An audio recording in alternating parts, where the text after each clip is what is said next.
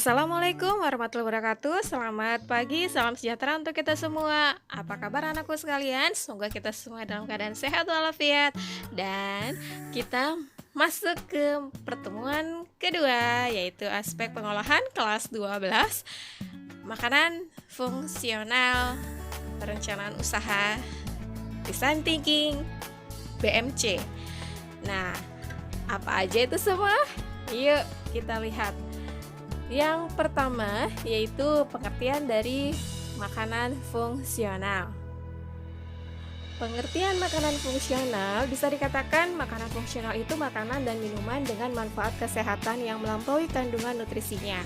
Konsep makanan fungsional ini dicetuskan oleh pemerintahan Jepang pada tahun 1980-an untuk menyehatkan masyarakatnya. Jadi intinya makanan fungsional itu makanan yang mengandung nutrisi. Apa aja sih jenis dari makanan fungsional itu? Jenis makanan fungsional itu ada dua. Cekidot. Jenis makanan fungsional konvensional. Makanan dan minuman yang memiliki nutrisi alami, itu artinya segala macam vitamin, zat mineral, antioksigen, dan lemak baik yang dikandungnya langsung diberikan oleh alam. Nggak ada campur tangan manusia, benar-benar murni ya. Lalu berikutnya yang kedua yaitu makanan fungsional termodifikasi. Makanan yang telah diperkaya dengan bahan tambahan seperti vitamin, zat mineral, probiotik atau serat guna meningkatkan manfaat kesehatan makanan tersebut. Apa aja sih contoh dari makanan fungsional konvensional dan makanan fungsional termodifikasi? Yuk kita lihat di slide berikutnya. Di slide berikutnya, contoh makanan fungsional konvensional ada buah-buahan. Ini saya ambil sampelnya, ada beri, kiwi, persik, apel, jeruk, pisang. Sayuran itu ada brokoli, kembang kol, kangkung, bayam.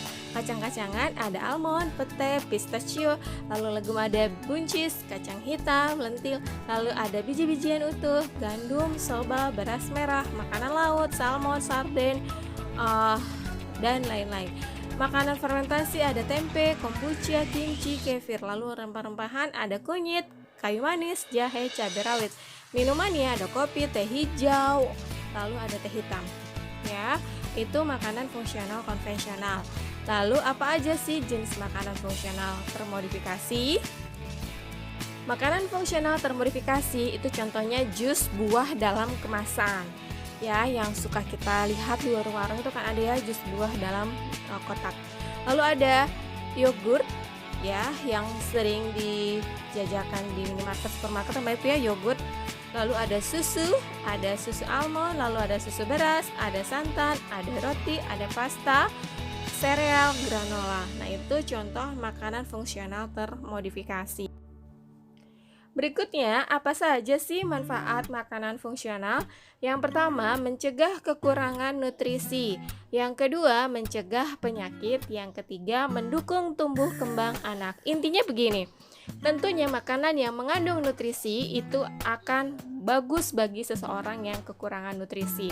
Dan ketika kita udah bernutrisi cukup, maka itu bisa mencegah berbagai penyakit, apalagi sekarang yang lagi musim pandemi seperti ini, yaitu mencegah penyakit corona dengan memperbanyak minum atau memperbanyak mengkonsumsi vitamin, terutama vitamin C. Lalu mendukung tumbuh kembang anak. Seorang anak yang usianya 0 sampai 1000 hari itu biasanya sangat-sangat bagus diberikan makanan yang bergizi, makanan fungsional yang bernutrisi supaya otak dan tumbuh kembangnya cepat ya, berfungsi dengan baik.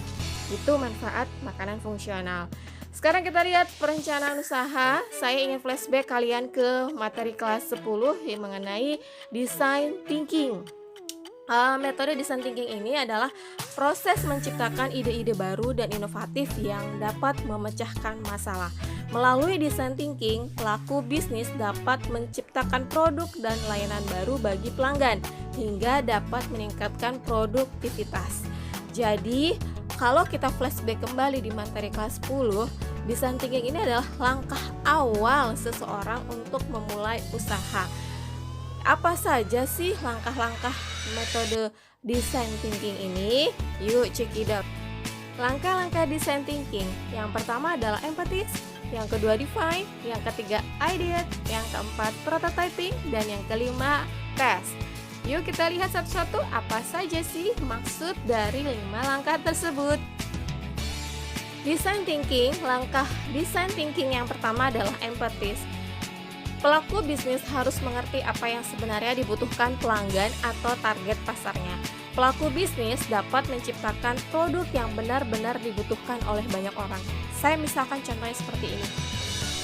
Empathize itu misalnya gini, saat ini ada masalah berupa ketidaksukaan terhadap ikan bagi usia dini. Define ya, mendefinisikan apa yang menjadi masalah utama dari hasil empathy itu. Misalnya karena makanannya bau amis, jadi anak kurang suka. Ideate ya, melakukan brainstorming ide-ide solusi. Solusinya apa? Yuk kita buat makanannya seperti makan ikannya pakai keripik, yang dibentuk sebuah keripik. Prototyping ya kita buatlah keripik ikan ya, bentuknya seperti apa. Tesnya, kalau udah bikin makanan ikannya, keripik ikannya, kita tes ke pangsa pasar ya, tetangga terdekat terlebih dahulu. Nah itu kurang lebih lah maksud dari design thinking. Berikutnya ini ada contoh design thinking yang saya ambil dari literatur di Google. Ada gado-gado kebab atau kebab gado-gado. Jadi toppingnya kulitnya itu tortilla ya, roti kebab, lalu dalamnya isinya gado-gado. Nah, empatinya ini ingin membuat gado-gado yang disajikan secara unik. Nah, jadi ada rasa keprihatinan terhadap anak-anak yang kurang suka makan sayur. Jadi gado-gado ini salah satu solusi untuk makan sayur. Gimana supaya unik, dibuatlah seperti kebab. Nah, idenya seperti itu ya. Lalu definisinya ya dijelaskan uniknya dari mana. Itu contoh dari design thinking ya. Ada empathy, ada ideate, ada definisinya ya, define-nya, lalu ada prototyping-nya, prototype. Nah itu kalau 2 dimensi design thinking-nya. Nah sekarang ini adalah contoh prototype 3 dimensi. Jadi di situ kita menggambarkan sebuah ikan yang ada di mangkuk itu. Lalu dari ikan tersebut kita akan membuat crispy ikan ya, yang namanya kremes bandeng. Nah, bentuknya kayak kriuk-kriuk gitu yang ditaruh packaging kemasannya di dalam sebuah toples kecil, itu yang warna orange tuh. Nah, itu kemasannya yang bisa diperjualbelikan, misalnya satu toples itu harga 25.000 atau 20.000 ya. Nah, itu contoh prototype untuk yang 3 dimensi. Sampai sini paham ya anak-anakku semua mengenai design thinking. Sekarang kita lihat mengenai learn canvas, atau ada yang menyebutnya business learn canvas, ada yang menyebutnya business model canvas ya, BMC. Yaitu diperlukan untuk menjelaskan bagaimana suatu organisasi memberikan dan menangkap suatu nilai tambah. Fungsinya membantu kita menganalisa masalah dan mencari solusinya.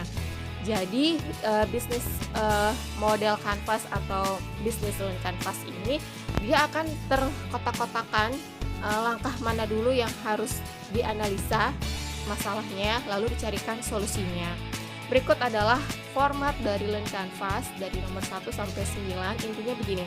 Yang nomor 1 itu kalian menjabarkan 3 problem. Yang nomor 2 segmentasi pasar siapa. Yang nomor 3 apa sih yang membuat itu unik. Yang keempat solusi untuk pemecahan masalah itu apa aja. Yang kelima unfair advantage itu yang tidak bisa dikopi orang lain, yang tidak bisa diikuti orang lain, itu apa? Lalu yang keenam itu revenue streams, jadi kayak semacam nilai tambah ya. Lalu penerimaannya berapa kira-kira, lalu marginnya berapa kira-kira. Nah nomor 7 itu adalah biaya produksi, di situ dijelaskan semuanya. Lalu berikutnya yang ke-8 itu key metrics, aktivitas apa aja yang dilakukan dari misalnya membeli bahan baku sampai tahap terakhir promosi.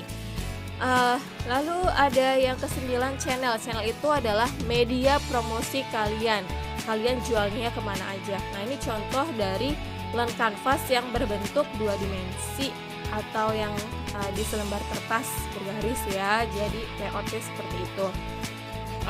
Terus berikutnya ada juga contoh yang berbentuk A3 agak besaran ya, itu format BMC. Nah ini yang saya ikuti Saat itu perlombaan mengenai BNC, jadi detailnya, eee, semua tercantum di situ, dari problemnya apa, sampai biaya yang akan kita terima ya, perkiraannya seperti apa. Nah ini ya, eee, dari contoh dari bisnis model kanvas atau Learn Canvas.